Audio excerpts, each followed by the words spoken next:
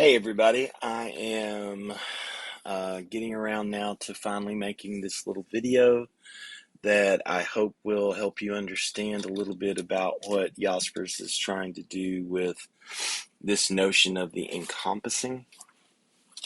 So the basic idea that we really want to hone in on when we're trying to think about that which might, as the word entails, encompass all of reality, that from which all things come and in which all things are and to which all things may be returned. Obviously, that notion has had a lot of different names over the years. Some of you might call it God, some of you might call it Buddha mind, a few of you might call it Krishna consciousness or the divine. Some of you might just call it the cosmos. Philosophers have tended, when they didn't use the term God or divine mind or something like that, philosophers have tended to refer to it as being with a capital B. And as you saw in the reading that you're doing, I've decided to translate the notion being as to be, because I want us to kind of keep alive the process that we use in order, the process from which all things require. In other words, one of the things that we're going to do as we go through this topic of the subject object dichotomy, or the split between subject and object, and how that actually can lead us in the direction of getting a grip on the idea of the encompassing, is to make sure that we don't reduce to be as the ultimate process, down to just another thing, right? So a lot of what Jaspers is doing in this text is kind of a follow-up to the origins that I shared with you, the section on origins I shared with you that I had written, the section on sources that I shared with you from Jaspers, in this follow-up chapter that you're doing on the encompassing. A lot of what Jaspers is doing is he wants us to really look at how it is thinking happens, how it is we experience thinking, and then use that thinking that we experience to help us get a grasp on a path toward comprehending this concept that is not very easy to comprehend, right? So the first thing that we want to do in this idea of the subject and the object always being present in thinking, right? We are subjects that think about objects. Even when we think about ourselves, we turn ourselves into objects to think about ourselves.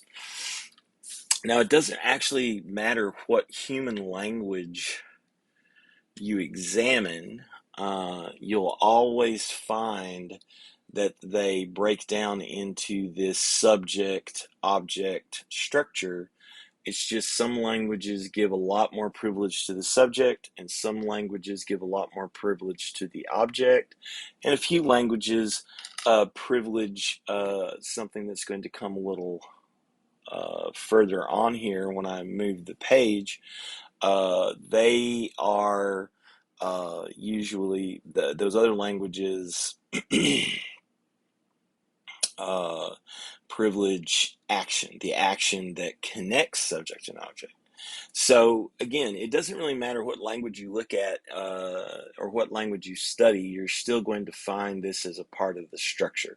It's just that some languages, like English, are very heavy on how they privilege the subject over the object. Okay, and so that's something for us to kind of keep in mind. All right. Now, what I have here is a little diagram. We're going to go through a few diagrams just to kind of show you really what we're talking about and how this recognition that our thinking is always in a subject-object duo or a subject-object interconnection, right? That's what we're going to do. I'm going to take you through some diagrams that I've made for another book I'm writing, and hopefully these will help a little bit with you understanding this issue of the encompassing. Okay, so again, what we have here is a subject and an object. The red circle is the subject, the blue cube is the object. Notice that we often begin in almost all of our thinkering in a world of separate, distinct things, right? And that should read a world out there with things out there, right? So there's us, and then there's everything outside of us, right? There's me, and there's everything outside of me. And so I'm in this situation of having to be, as a thinker, reaching out to the world, reaching out to what's there, right? Now, in this particular diagram, what I want you to really focus on is the fact of the reaching out, right? The action from me to, say, the computer in front of me, or you and the cup of coffee in front of you, right? If we begin separated from everything, acts get interpreted as pressing into the world, almost like invading and capturing what is there for the taking. This orients thinking, doing, making as acts of violence. Okay, so yeah, it's a little harsh of a statement, but I think it's very true. It's like whenever you turn your gaze on something, on any object, and you sort of reach out with your mind, reach out with your thinking to understand it, you kind of pierce it, you violate it in a certain kind of way, right? That's just if you're just sort of thinking about it in terms of, I am the one who needs to get control of my circumstances. And so you're sort of reaching out and grabbing whatever it is you need or whatever it is you want, right? So this actually is kind of taking it from the perspective of, I am the subject in control of my own reality, and I am reaching out to what interests me, and I'm taking it up, I'm taking control of it, right? But actually, philosophically, where Jaspers and many other thinkers like Jaspers are at, they're actually wanting to get us to a point of interactivity, interaction between subjects and objects. Because think about the fact that even as you're listening to me talking and you're watching this video, yes, the video is an object, but in another way, if you stop and you think about me, and we've never met, but if you stop and you think about me, I become an object for you, even though I'm a subject, right? And in a sense, when I'm thinking about making this video for y'all, you become an object for me, right? Even though I know that you're subjects, because we're all humans. But where we kind of want to get even more, what's the word I want to say? We want to get even more radical, is to understand that as much as we're reaching out into the world is reaching into us. That it's an always already interaction between us and the world. Not just between us and other people, or us and our favorite dog or cat, right? But like everything, even the computer that you're looking at right now, it's reaching into you as much as you're reaching into it. It's reaching toward you as much as you're reaching toward it. So in this concept of interaction, in rigorous description, we begin with the phenomenon and something, an appearance of some kind.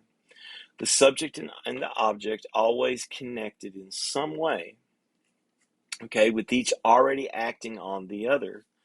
This interactivity is called co-constitution, right? The fact that we are people who use computers, right, means that we're constituted or arranged as computer users, especially when we're in front of a computer, Okay, so that's what we mean by co-constitution, that the things that we use make us what we are as much as we make the things we use what they are, right? It's a two-way street, if you will. The subject is constituted or presented by the object as much as the object is made by the subject. Okay, now if you keep kind of with this idea, another thing we can do is we can kind of abstract out a little bit that in any given phenomenon, in any given appearance, where we are thinking about a thing, we are seeing a thing, we are experiencing a thing, we are examining an object, whatever that is, and then there's this interaction whereby that which we are interacting with is having an effect on us. That all happens in a context, right? An appearance or a phenomenon is not only the subject and object interacting with each other, right? It happens in a time and it happens at a place, like right now as you're watching this video. We can call this the foreground of an experience. It helps to think of it as the immediate context, what might be seen consciously, what we might be aware of as the context of what's going on. So like right now, if you're the subject and the object is this video that I've made, and so it would be you watching the video at home, in the office, at the library, when in your free time or the time you set aside for studying. So we'd call that the foreground. Okay. Now we can also talk then, there's no foreground without a background, right? Just like the subject needs the object and they're interconnected through activity, the foreground needs the background. And the phenomenon itself is the activity that connects the foreground and the background. And really, a phenomenon or an appearance, if it has a foreground, has to have this background. And these are larger structures and forces that at the time, place of the original experience, uh, they play a part, but they go unnoticed. So again, right now, I speaking to you in the time place that I'm doing it, right? You listening to me in the time place that you're doing it, that experience of you watching the video that I've made or watching this recording that I've made happens not only,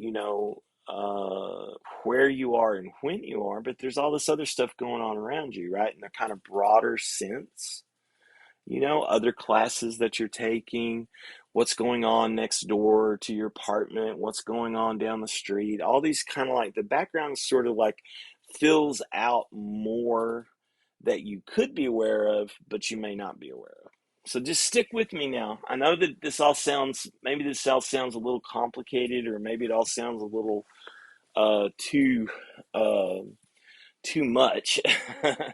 But the point is to really get it to a place where what we're doing is we're moving out in that direction. Jaspers wants us to see how the ability to explore between the subject object dichotomy around and within it begins to move us in the direction of realizing that we're surrounded, enveloped, comprehended, encompassed by way more than what we're initially aware of, right?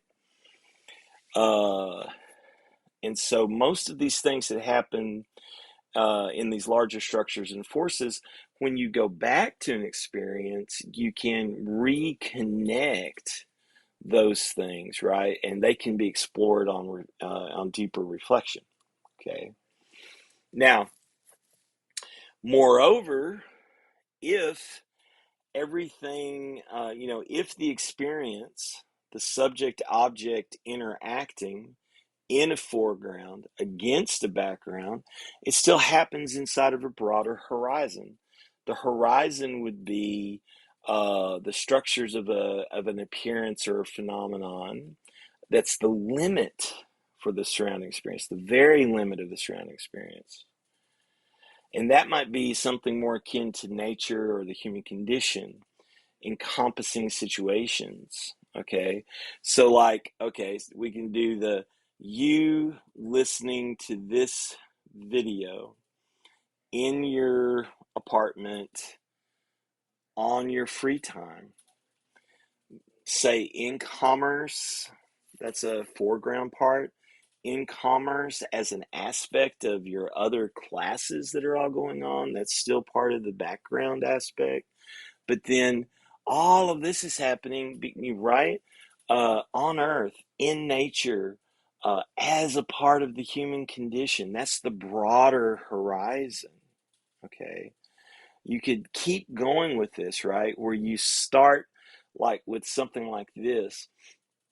You listening to this video, watching these diagrams, you paying attention to this video in your apartment at night studying, right?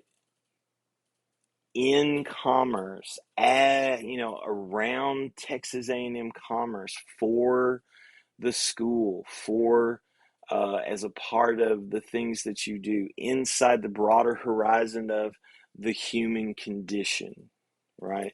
So you can take that and you could go with here I am watching this video in my room at this time that I've set aside in my apartment complex in Commerce, in Northeast Texas, in America, in the Western Hemisphere, on the Earth, in the solar system, in the galaxy, in the universe, right? You can just keep going out and out and out. And what you find is that you can keep going out, and at some point you kind of reach the horizon of all horizons. And in this sense, this is actually what Jaspers is talking about with the encompassing, in a sense, is that the subject-object dichotomy gets you to that place. If you really examine it and you follow through all of its conditions, it gets you to the place where you realize that there's something bigger that encompasses everything, but that thing itself is not something that can just be easily experienced.